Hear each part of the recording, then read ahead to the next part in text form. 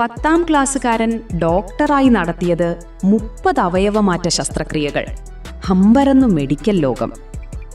സിനിമയെ വെല്ലുന്ന ട്വിസ്റ്റുകളുമായി ഒരു കള്ള ഡോക്ടറുടെ കഥ. മെഡിക്കൽ ബിരുദമില്ല, മതിയായ വിദ്യാഭ്യാസവുമില്ല.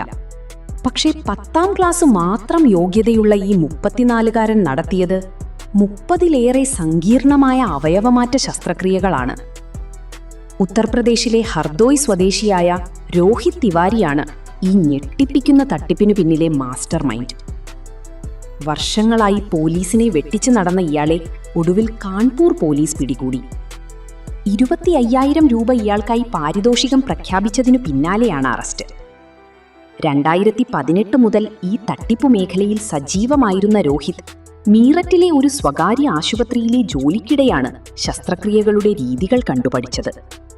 പിന്നീട് വമ്പൻ ഡോക്ടർമാരുടെ സഹായത്തോടെ ഒരു വലിയ റാക്കറ്റ് തന്നെ ഇയാൾ പടുത്തുയർത്തി. ഡോക്ടറാണെന്ന് വിശ്വസിപ്പിച്ച് രോഗികളെ കണ്ടെത്തുകയും വലിയ തുക വാങ്ങി വിവിധ നഗരങ്ങളിലെ ആശുപത്രികളിൽ ശസ്ത്രക്രിയകളെ ഏകോപിപ്പിക്കുകയും ചെയ്തത് ഇയാളാണ്. അതീവ സുരക്ഷയും ജാഗ്രതയും വേണ്ട അവയവമാറ്റ ശസ്ത്രക്രിയകൾ ഒരു 10ാം ക്ലാസ്സുകാരൻ നിയന്ത്രിച്ചു എന്നത് അധികൃതരെയും പൊതുജനങ്ങളെയും ഒരുപോലെ ആശങ്കയിലാക്കുന്നുണ്ട്. ഇയാൾ ഓപ്പറേഷൻ നടത്തിയ രോഗികളുടെ അവസ്ഥയെക്കുറിച്ച് പോലീസ് അന്വേഷണം ആരംഭിച്ചിരിക്കുകയാണ്. സംഘത്തിലെ മറ്റു 3 പേർക്കായി തിരച്ചിൽ തുടരുന്നു. നമ്മുടെ ആരോഗ്യ സംവിധാനങ്ങളിലെ പഴുതുകൾ മുതലെടുക്കുന്ന ഇത്തരം വ്യാജന്മാരെ കരുതിയിരിക്കുക.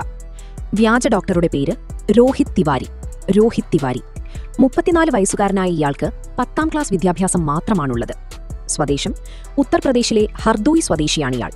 പിടികൂടിയ സ്ഥലം ഉത്തർപ്രദേശിലെ കാൺപൂർ പോലീസാണ് ഇയാളെ അറസ്റ്റ് ചെയ്തത്.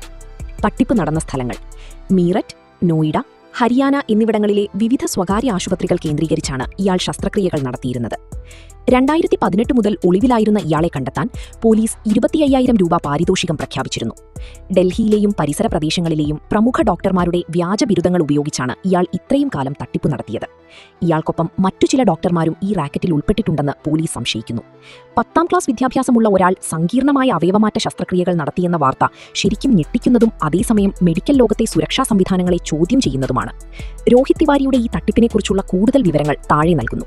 തട്ടിപ്പിന്റെ രീതി. പഠിച്ചെടുത്ത വിദ്യ. മീററ്റിലെ ഒരു സ്വകാര്യ ആശുപത്രിയിൽ സഹായിയായി ജോലി ചെയ്യുമ്പോഴാണ് ശസ്ത്രക്രിയകൾ എങ്ങനെയാണ് നടക്കുന്നതെന്ന് രോഹിത് നിരീക്ഷിച്ചത്. ഡോക്ടർമാർ ചെയ്യുന്ന കാര്യങ്ങൾ കണ്ടുപഠിച്ച ഇയാൾ അത് പിന്നീട് സ്വന്തമായി ചെയ്യാൻ ധൈര്യം കാണിക്കുകയായിരുന്നു. വ്യാജ ഡോക്ടർ ചമയൽ.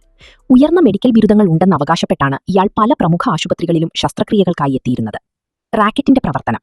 കേവലം ഒരു വ്യക്തി മാത്രമല്ല, ഇതിനു പിന്നിൽ വലിയൊരു സംഘം തന്നെ ഉണ്ടായിരുന്നു. വൻകിട ആശുപത്രികളിലെ ഡോക്ടർമാരുമായി ഇയാൾക്ക് ബന്ധമുണ്ടായിരുന്നു എന്നാണ് റിപ്പോർട്ടുകൾ സൂചിപ്പിക്കുന്നത്. അറസ്റ്റും നടപടികളും. കാൺപൂർ പോലീസ്. കഴിഞ്ഞ കുറേ കാലമായി പോലീസിനെ വെട്ടിച്ചു നടന്ന രോഹിത്തിനെ കാൺപൂർ ക്രൈംബ്രാഞ്ച് സംഘമാണ് പിടികൂടിയത്. ഇയാളെ കണ്ടെത്താൻ സഹായിക്കുന്നവർക്ക് 25,000 രൂപ പാരിതോഷികം പ്രഖ്യാപിച്ചിരുന്നു. കുറ്റകൃത്യത്തിന്റെ വ്യാപ്തി.